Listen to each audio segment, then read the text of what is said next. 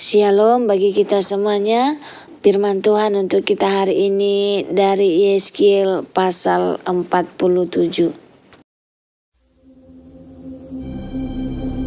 Kemudian ia membawa aku kembali ke pintu bait suci, dan sungguh ada air keluar dari bawah ambang pintu bait suci itu dan mengalir menuju ke timur. Sebab bait suci juga menghadap ke timur, dan air itu mengalir dari bawah bagian samping kanan dari bait suci itu, sebelah selatan mezbah. Lalu diiringnya aku keluar melalui pintu gerbang utara, dan dibawanya aku berkeliling dari luar menuju pintu gerbang luar yang menghadap ke timur. Sungguh, air itu membual dari sebelah selatan. Sedang orang itu pergi ke arah timur dan memegang tali pengukur di tangannya. Ia mengukur 1000 hasta dan menyuruh aku masuk dalam air itu. Maka dalamnya sampai di pergelangan kaki. Ia mengukur 1000 hasta lagi dan menyuruh aku masuk sekali lagi dalam air itu. Sekarang sudah sampai di lutut. Kemudian ia mengukur 1000 hasta lagi dan menyuruh aku ketiga kalinya masuk ke dalam air itu. Sekarang sudah sampai di pinggang.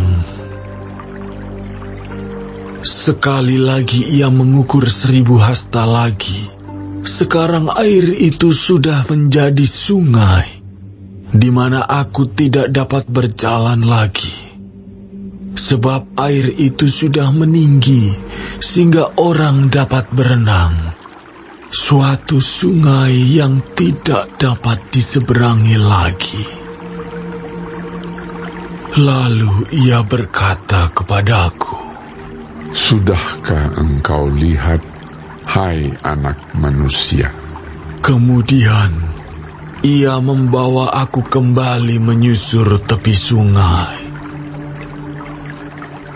Dalam perjalanan pulang, sungguh sepanjang tepi sungai itu ada amat banyak pohon di sebelah sini dan di sebelah sana.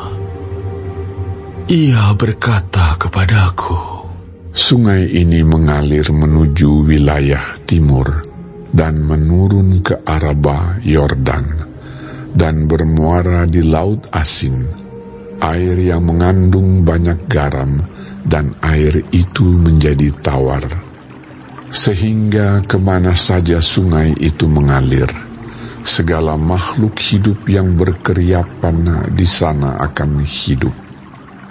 Ikan-ikan akan menjadi sangat banyak, sebab kemana saja air itu sampai, air laut di situ menjadi tawar, dan kemana saja sungai itu mengalir, semuanya di sana hidup. Maka penangkap-penangkap ikan penuh sepanjang tepinya, mulai dari En-Gedi sampai En-Eglaim. Daerah itu menjadi penjemuran pukat, dan di sungai itu ada berjenis-jenis ikan, seperti ikan-ikan di laut besar, sangat banyak. Tetapi rawa-rawanya dan paya-payanya tidak menjadi tawar, itu menjadi tempat mengambil garam. Pada kedua tepi sungai itu tumbuh bermacam-macam pohon buah-buahan, yang daunnya tidak layu dan buahnya tidak habis-habis. Tiap bulan ada lagi buahnya yang baru, sebab pohon-pohon itu mendapat air dari tempat kudus itu. buahnya menjadi makanan dan daunnya menjadi obat. Beginilah firman Tuhan Allah. Inilah batas-batas tanah yang kamu harus bagi-bagi menjadi milik pusakamu di antara ke-12 suku Israel. Yusuf mendapat 2 bagian.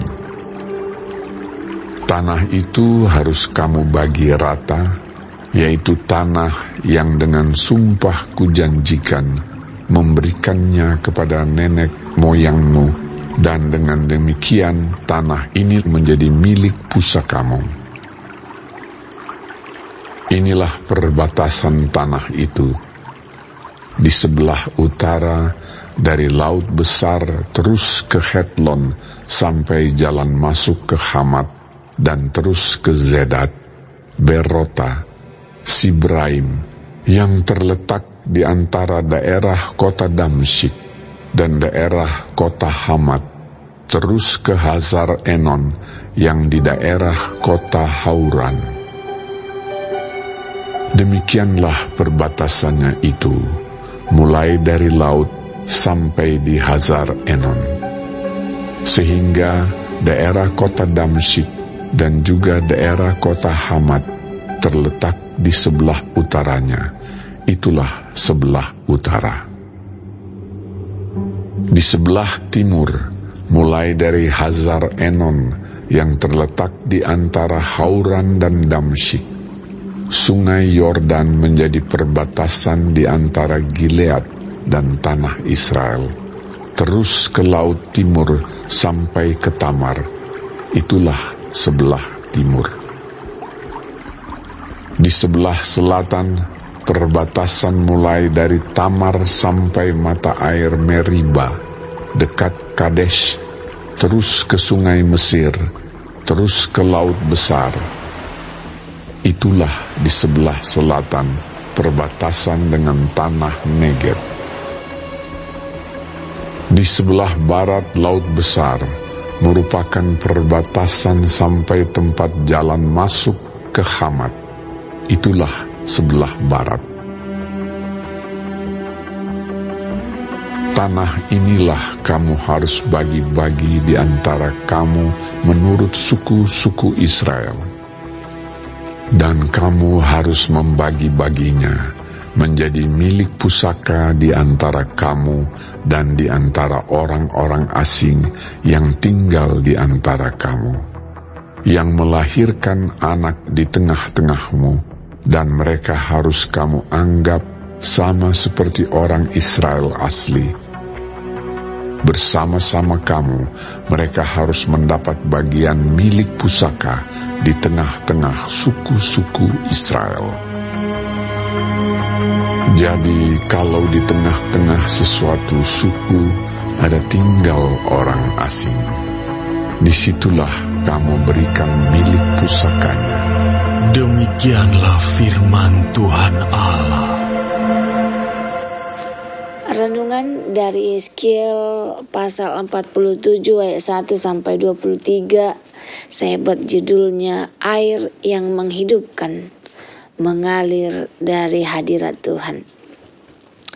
Dalam penglihatan Nabi Yeskiel, kita melihat gambaran luar biasa tentang air yang mengalir dari bait suci, tempat hadirat Tuhan berdiam dan membawa kehidupan kemanapun ia pergi. Air itu mula-mula dangkal, lalu makin dalam hingga menjadi sungai yang besar yang tidak bisa diseberangi. Ini melambangkan pertumbuhan rohani dari langkah awal iman yang dangkal menuju kedalaman hubungan dengan Tuhan yang tak terukur. Air itu menghidupkan segala sesuatu yang disentuhnya, bahkan laut asin atau kematian dan kekeringan menjadi tawar kehidupan dan pemulihan. Pohon-pohon di tepi sungai berbuah setiap bulan. Daunnya menjadi obat, menunjukkan kelimpahan, pemulihan, dan penyediaan Tuhan bagi umatnya. Ini menubuatkan masa pemulihan besar di masa depan, tetapi juga menggambarkan pekerjaan Roh Kudus dalam hidup kita saat ini, mengalir dari hati yang dipenuhi Tuhan dan membawa kehidupan bagi sekitar. Bagian akhir pasal ini menggambarkan pembagian tanah pusaka bagi seluruh bangsa Israel, termasuk orang-orang asing, yang menggambarkan inklusivitas kerajaan Allah. Semua yang tinggal dalam perjanjian dan percaya kepada Tuhan diberi bagian yang sama. Refleksinya bagi kita, apakah hidup kita saat ini mengalirkan air kehidupan kepada orang lain? Apakah kita sedang bertumbuh dalam kedalaman rohani atau masih di pergelangan kaki? Apakah bagian hidupku yang kering yang perlu dijamah air dari hadirat Tuhan? Firman Tuhan pada malam hari ini semoga menjadi berkat bagi kita.